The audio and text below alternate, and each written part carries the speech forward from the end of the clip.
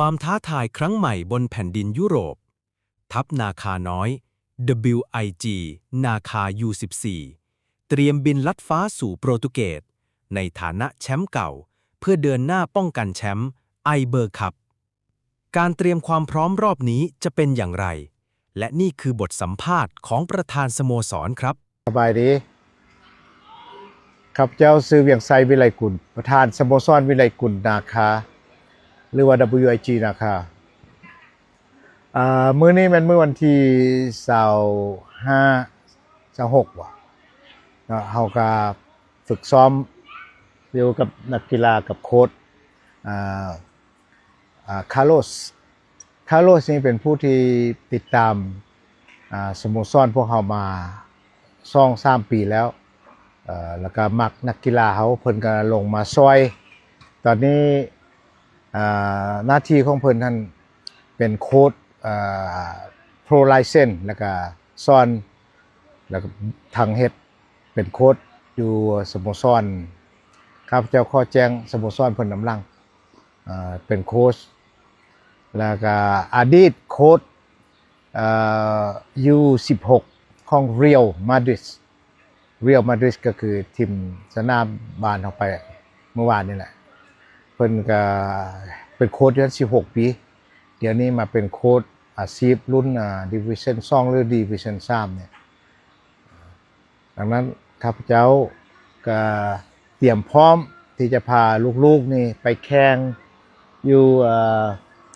โปรตุเกสเพื่อจะไปป้องกันแชมป์อยู่โปรตุเกสในเมื่อวันที่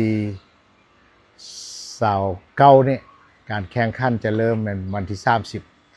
เพราะเราจะเดินทางฮอดโปรตุเกสวันที่29แต่ปัจจุบันนี้เราก็ฝึกซ้อมแล้วก็เทรนนิ่งกับอาจารย์โค้ชอยู่มาดริดอยู่เพราะว่าเรามีโอกาสแล้วก็มีเวลา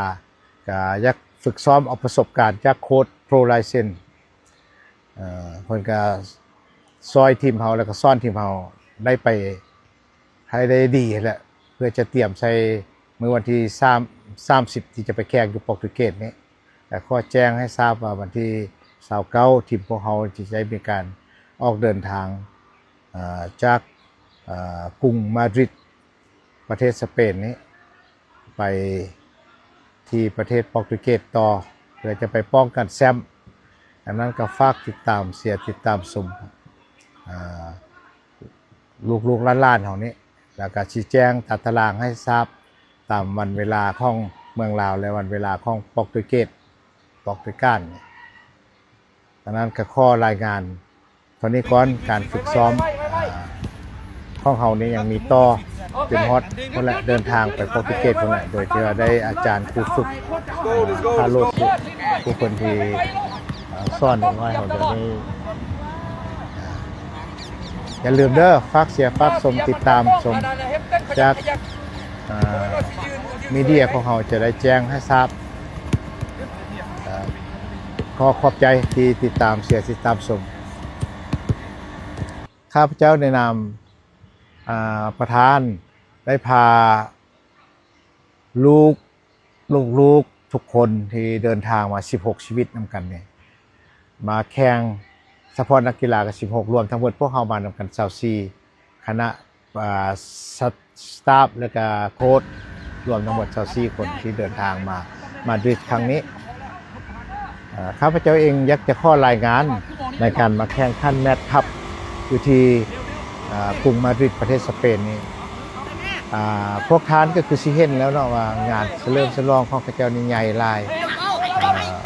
เมื่อที่จะเปิดการแข่งขันนั้นก็มีการทึกเสริญเป็นพิเศษในนามทีมลาวจากประเทศลาวครับเจ้าเองก็โชคดีได้ขึ้นไปพบปะผู้ใหญ่ทางเลโกมาดริดพวกคณะแล้วก็ได้เหียนหูหลายอย่างเพิ่นเสิร์ชขึ้นมาจะมีแต่พวกสปอนเซอร์ VIP พวกเจ้าของทีมดังนั้นเราก็ได้สัมผัสแล้วก็ได้เหียนหูศึกษามาเป็นบทเรียนอันสำคัญอันนึงที่ว่าโชคดีอันนึงที่ว่าทางโค้ชคาร์ลอสนี่เราก็เป็นโค้ชอดีตของ สโมสรเรียลมาดริดนี้มาตั้ง16 ปีแล้วก็เป็นโค้ชเด็กน้อยอายุ16 ปีแล้วก็มีเครดิตยังมีเครดิตอยู่เพราะว่าเดี๋ยวนี้เพิ่นไปเฮ็ดบริษัทเพิ่นเองแล้วก็สร้างสโมสรขึ้นมา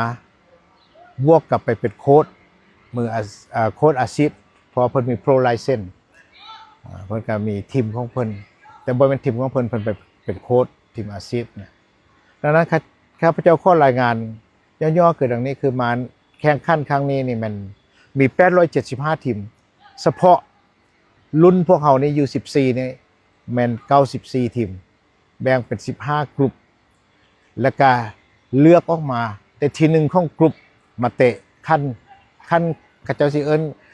โกซิลเวอร์แล้วก็คอปเปอร์พวกที่ได้ที่หนึ่งในทรายก็ได้ไปแข่งเอาขั้นโก้ก็คือพวกเขาโชคดีก็เขาได้ที่หนึ่งในทรายก็ได้ไปแข่งขั้นคำดังนั้นก็เลือกเพิ่นจัดเป็น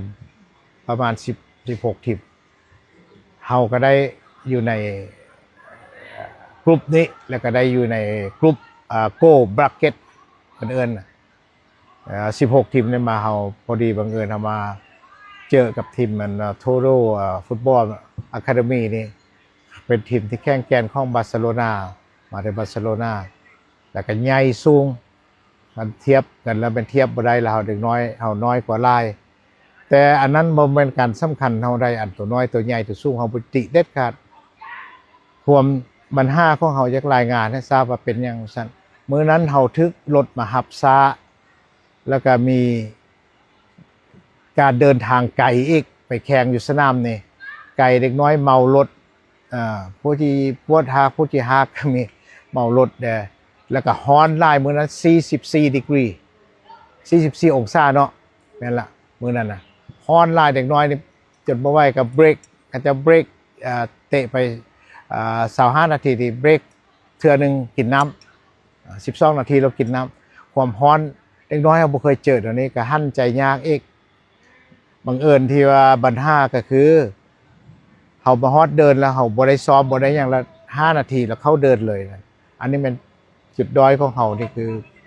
ความจริงเฮาก็มีปัญหาเรื่องรถที่มาช้ามารับแล้วมาส่งแล้วก็ขับรถไวบัดนี้เมื่อเวลา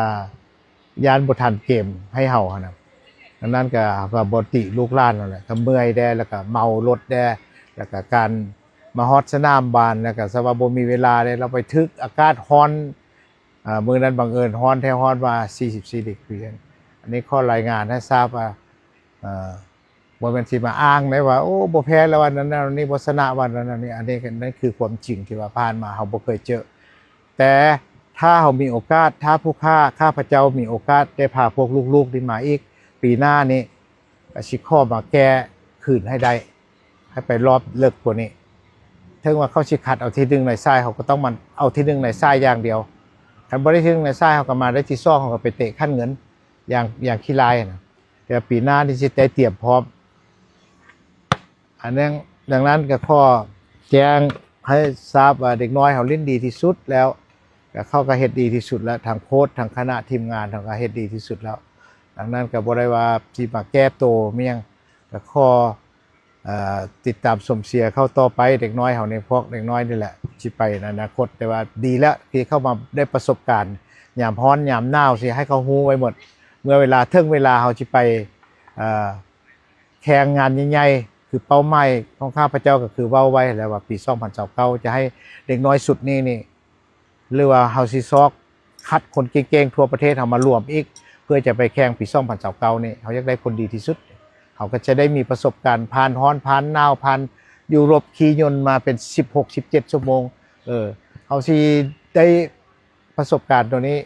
ว่าบ่ต้องมาอ้างอย่างต่อไปว่าขี่ยนต์ไกลบ่ต้องมาอ้างว่ามันหนาวบ่ต้องอ้างมันร้อนต่อไปนี่ข้าเจ้าจะเฮ็ดให้มันดีที่สุดเลยก็เตรียมพร้อมให้มันดีที่สุดก็ข้อฝากแฟนคลับแล้วก็พ่อแม่พี่น้องชาวลาวและภายในและต่างประเทศก็ให้เข้าใจว่างานนี้เฮามาแต่เฮาก็ว่าเฮาเฮ็ดได้ดีที่สุดแล้วแต่ว่างานต่อไปเขาเตรียมพร้อมที่จะไปป้องกันแชมป์อยู่ประเทศโปรตุเกสดังนั้นขอเสียสมต่อไปขอบใจหลายๆ การเดินทางไปรักษาบัลลังก์แชมป์รอบนี้จะเป็นอย่างไร รวมส่งใจเชียร์และเป็นกำลังใจให้ทัพนาคาน้อยด้วยการคอมเมนต์ใต้คลิปนี้กันได้เลยครับ และอย่าลืมกดไลค์กดแชร์กด Subscribe เพื่อติดตามการเดินทางของเด็กๆกันต่อ